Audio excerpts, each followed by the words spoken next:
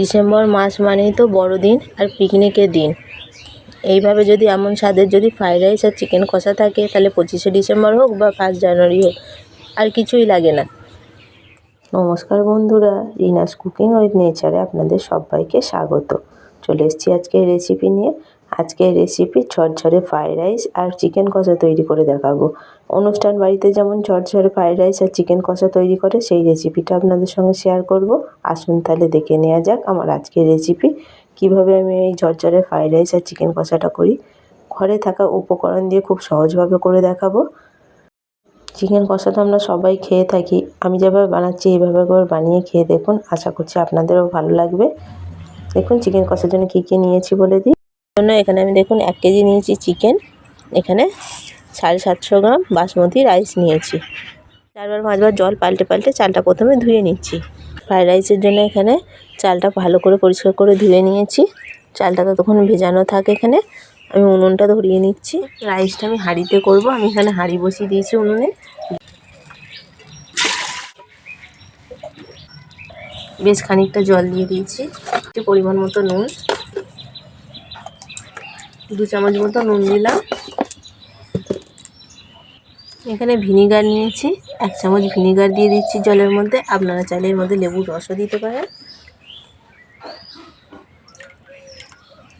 ঢাকা দিয়ে জলটা প্রথমে ভালো করে ফুটতে দেব। চিকেনটা নিয়েছি, চিকেনটা প্রথমে একটু ম্যারিনেট করে নেব। প্রথমে দিচ্ছি হলুদ, লঙ্কার গুঁড়ো, 1 চামচ মতো দিচ্ছি নুন, লাগলে পরে আবার দেব। আদা রসুন বাটা দিচ্ছি 1 চামচ। আদা রসুন বাটাটা আমি এখন অল্প দিলাম, আবার চিকেন কষার সময় তখন দেব। সব একসঙ্গে এটা ভালো করে মেখে নিচ্ছি। এইভাবে চিকেন ম্যারিনেট করে রেখে দিলে চিকেনটা খেতেও খুব ভালো হয় আর খুব তাড়াতাড়িও হয়ে যায়।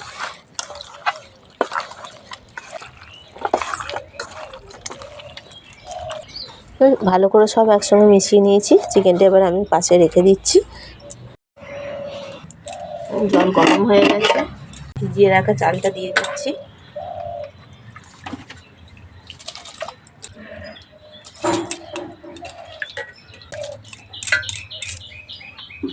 চাল দিয়ে দিয়েছি, ঢাকা দিয়ে ভাতটা করে নিচ্ছি। চাল তো খুব বেশি সেদ্ধ করব না, 70 থেকে 80% মতো সেদ্ধ করব।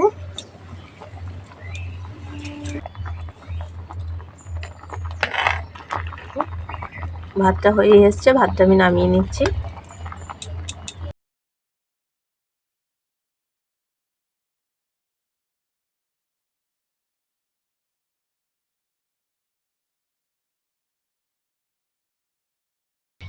ভাতটা ফ্যান ঝরতে থাক, ততক্ষণ আমি চিকেন কষাটা করে নিচ্ছি। তাই কষাটা আমি সর্ষের তেলেই করছি।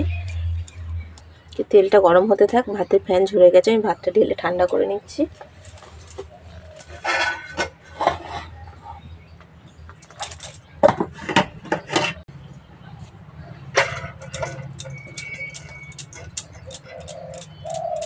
রাইসের জন্য ভাতটা আমি ঠান্ডা করে নিচ্ছি প্রথমে। ভাতগুলো কিন্তু একদম ঝরঝরে হয়েছে। তেলের মধ্যে ফোড়নে দিচ্ছি অল্প একটু কসুরি মেথি। কসুরি মেথি দিয়ে চিকেন কষা করলে চিকেন কষাটা খেতে খুব ভালো হয়, গন্ধটাও সুন্দর বেরোয়। এবার দেব পেঁয়াজ কুচি। চিকেন কষাটার জন্য টক দই নিয়েছি, টক দইটা খুব ভালো করে ফেটিয়ে নিচ্ছি প্রথমে। রাইস তো আমরা সকলে মিষ্টি মিষ্টি পছন্দ করি। আমি এখানে রাইসের চালটা ঠান্ডা হতে থাক, তার মধ্যে আমি চিনি দিয়ে দিচ্ছি। এতে চিনিটা গলে যাবে, আপনারা গুঁড়ো চিনিও দিতে পারেন। চিনিটা দিয়ে দিয়েছি, এবার চিনিটা দিয়ে ভালো করে মিশিয়ে নিই। তো ভাতটাও ঠান্ডা হয়ে যাবে, চিনিটাও গলে যাবে।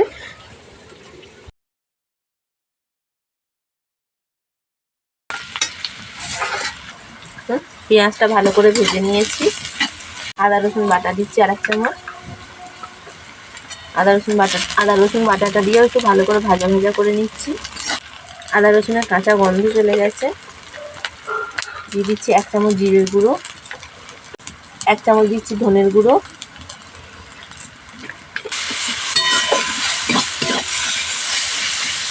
অল্প দিচ্ছি একটু হলুদ, আর অল্প দিচ্ছি একটু লঙ্কার গুঁড়ো। সব একসঙ্গে ভালো করে আবারও কষিয়ে নিচ্ছি। অল্প একটু জল দিয়ে দিচ্ছি। এখন মশলাটা ভালো করে কষিয়ে নিয়েছি, ম্যারিনেট করা চিকেনটা দিয়ে দিচ্ছি। এর মধ্যে অল্প দিচ্ছি চেরা কাঁচা লঙ্কা। মশলার সঙ্গে চিকেনটা খুব ভালো করে কষিয়ে নিতে হবে। কষিয়ে নিয়েছি, ফুটিয়ে রাখা টক দইটা আমি দিয়ে দিচ্ছি। টক দইটা দিয়েও খুব ভালো করে কষিয়ে নেব।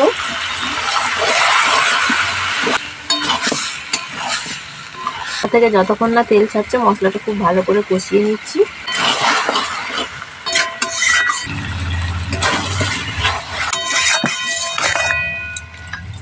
নুন দিচ্ছি।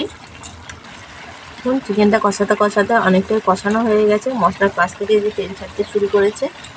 চিকেন কষাতে আমি কসুরি মেথি ফোড়নে দিয়েছিলাম, তার জন্য চিকেন কষা থেকে খুব সুন্দর একটা গন্ধ বেরোচ্ছে। এতে চিকেনের ফ্লেভারটাও খুব সুন্দর আসে।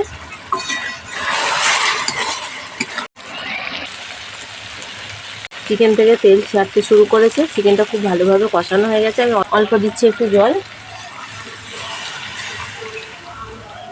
একটুখানি ঢাকা দিয়ে দিলাম। ঢাকা দিয়ে চিকেনটা ফুটতে দিচ্ছি একটু। আমি ঢাকাটা আবার খুলে নিচ্ছি।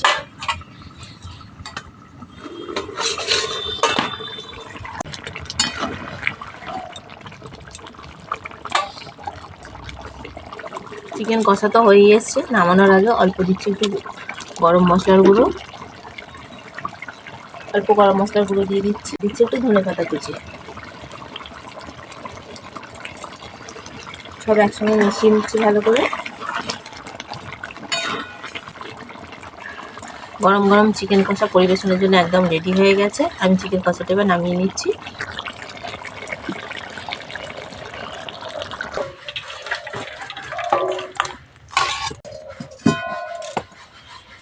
চিকেন কষা একদম রেডি হয়ে গেছে।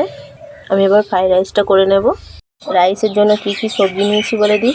গাজর নিয়েছি, মটরশুঁটি নিয়েছি, এখানে অল্প একটুখানি ক্যাপসিকাম কুচিয়ে নিয়েছি, বিনস নিয়েছি, আর ঝালের জন্য এখানে কয়েকটা আমি কাঁচা লঙ্কা নিয়েছি। আর নিয়েছি এখানে কয়েকটা কাজু বাদাম, এক মুঠো কিশমিশ, আর নিয়েছি গোটা গরম মশলা। কড়া খুব ভালো করে গরম করে নিয়েছি। কড়ার মধ্যে দিয়ে দিচ্ছি আমি সাদা তেল দিয়ে দিয়েছি 2 চামচ মতো। আর ফ্রাইড রাইসের স্বাদটা ভালো হওয়ার জন্য আমি এখানে দিচ্ছি ঘি, 2 চামচ মতো ঘি দিলাম। প্রথমে গোটা গরম মশলা ফোড়নে দিচ্ছি। যে সবজিগুলো কেটে রেখেছিলাম ফ্রাইড রাইসের জন্য, আমি প্রথমে গাজরটা দিয়ে দিচ্ছি।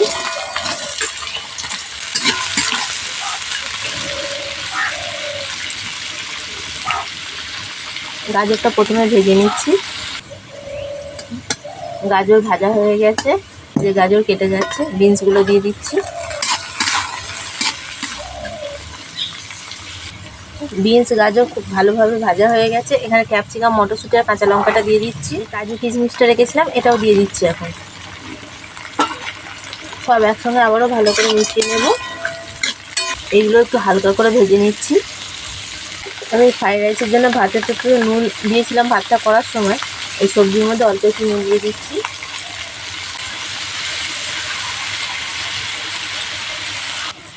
সব সবজি খুব ভালো করে ভেজে নিয়েছি। রাইসের জন্য ভাতটাও ঠান্ডা হয়ে গেছে। আমি অর্ধেকটা প্রথমে দিচ্ছি। অর্ধেকটা দিয়ে আগে ভালো করে মিশিয়ে নেব।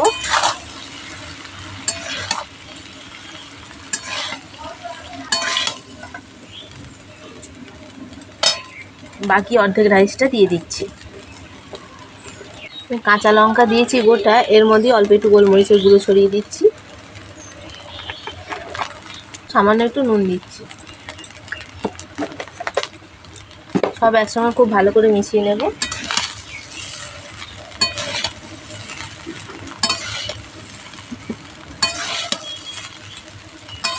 হালকা হাতে এইভাবে করে নেড়ে চেড়ে নিতে হবে, নাহলে ভাতগুলো সব ভেঙে যেতে পারে। ভাতগুলো কতটা ঝরঝরে আছে।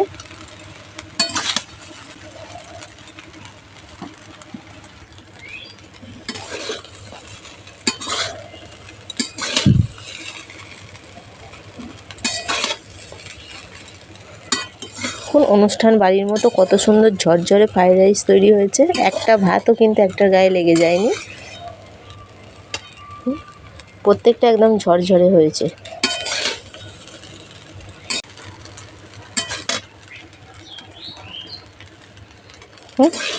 রাইসের ভাতগুলো কতটা ঝরঝরে হয়েছে।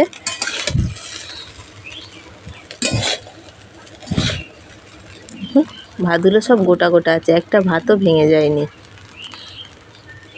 ফ্রাইড রাইসটাও আমার একদম হয়ে গেছে। আমি এবার ফ্রাইড রাইসটাও নামিয়ে নিচ্ছি। অনুষ্ঠান বাড়ির মতো ফ্রাইড রাইস আর চিকেন কষার রেসিপিটা আপনাদের কেমন লাগছে কমেন্ট করে অবশ্যই জানাবেন। অল্প একটুখানি ধনেপাতা কুচি ছড়িয়ে দিচ্ছি।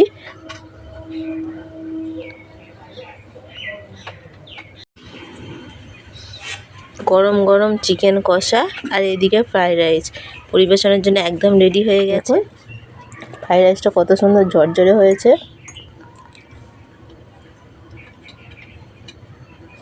একটাও একটা গায়ের সঙ্গে লেগে যায়নি।